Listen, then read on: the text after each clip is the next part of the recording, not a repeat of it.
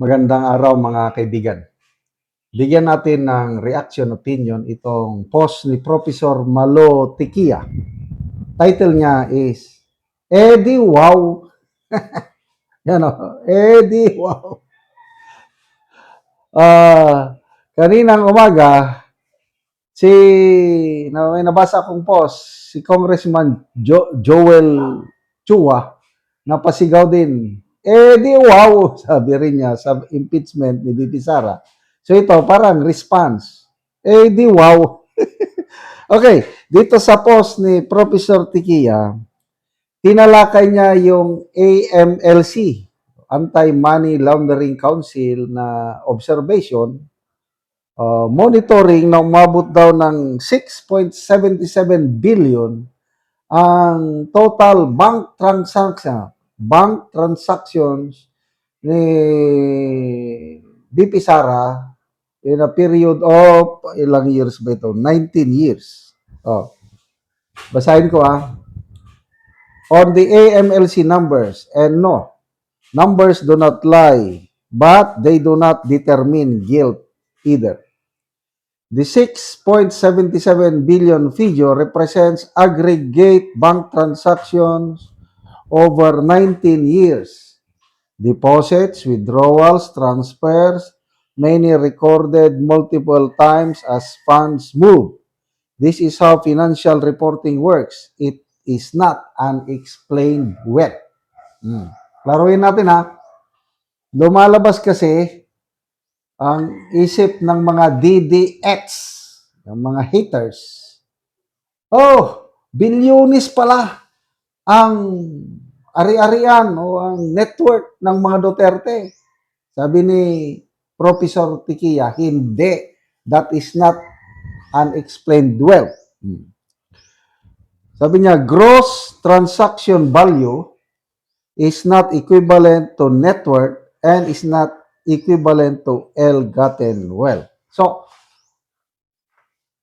ang tawag niya doon sa 6.77 billion na na-monitor ng AMLAC for 19 years, gross transaction value. So, yung GTV ay hindi equivalent ng net worth ng isang tao, mag-asawa, hindi rin equivalent ng ill-gotten wealth. Sabi niya, GTV is the total value of transactions within a specific time. Net worth is the sum of your assets minus your liabilities as reflected in your SALN. Ill-gotten wealth refers to any asset, property, or material possession obtained by public officers or their respective accomplices through, number 1, misuse or abuse of power, violation of the Constitution or laws, public funds, or transaction manifestly disadvantageous to the government per RA 7080 amended by RA 7695. So, why? So we ask, why is the House Justice Committee is insistent in the 20 years?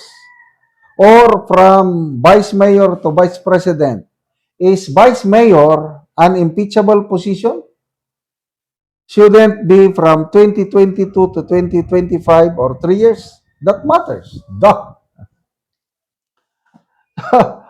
Tanong, pagiging Vice Mayor, pagiging Mayor,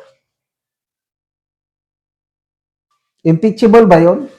Dito sila matatalo. Kung talagang gusto nilang idiin si BP Sara, ang ipakita nila na may unexplained wealth siya itong 3 years na naging Vice President si Inday Sara. Hindi. Sinimulan nila mula ng pagiging Vice Mayor. Ano ba ito? Nag-iisip ba ang Justice Committee?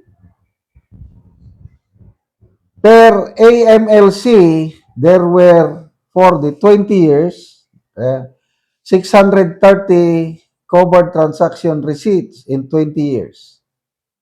The CTR, constitute a crime? Yung na-monitor ng AMLAC, tawag doon, covered transaction reports.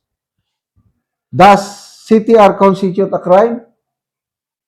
CTRs cover single or series cash so ang sagot diyan is CTR do not constitute a crime or wrongdoing. Agree? Kasi either nag-withdraw or nag-deposit ka lang o nag-fund transfer. Yun lang. Crime na ba yun? Grabe yun. Number 2. Of the 630 combined CTR, 33 were suspicious transaction reports for 20 years. So, yung suspicious transaction report, tanong, does it constitute a crime? Ang sagot ni Professor Tikia is hindi. Ang gawin lang ng bangko is tawagan, sabi dito, an STR is not an accusation of guilt. What do banks do? They will call the depositor to ask for documentation to support the amount of transaction. As some legislator or HBC and they know this. So, what was the result of the monitoring of AMLA? Any? Was there money laundering? Had there been, AMLAC should have filed case in the DOJ, right? Oh, yun ang sinasabi ko palagi.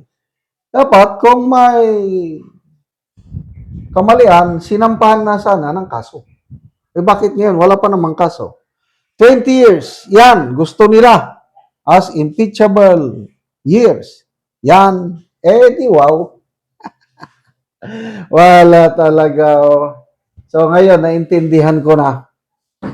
Gumagawa sila ng paraan para maipakita nila sa publiko na bilyones ang ari-arian ni Vice President Sara, kailang yun pala is total bank transaction lang ng mag-asawa for 20 years.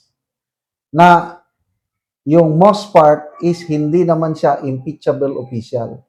Dapat, ang pagtuunan nila ng pansin, ito lang 2022 to 2025 up to now, more than 3 years. Talagang 8-8. Di wow! Salamat mga kaibigan sa inyong pagsubaybay sa channel na ito. Nakakatulong kayo ng malaki sa tribong talandig ng Bukidnon dahil ang sweldo natin sa channel na ito is pantulong sa tribo. Namimigay tayo ng libreng yero at pako para makapagpatayo sila ng mas maayos na tirahan. Panoorin nyo ang video na ito. Si ate ang natagaan Ugero, so mag-atop na gid sila karon. Tindog sila sa bagong balay. Pakatagpon ko nito. Basta wak ta pa.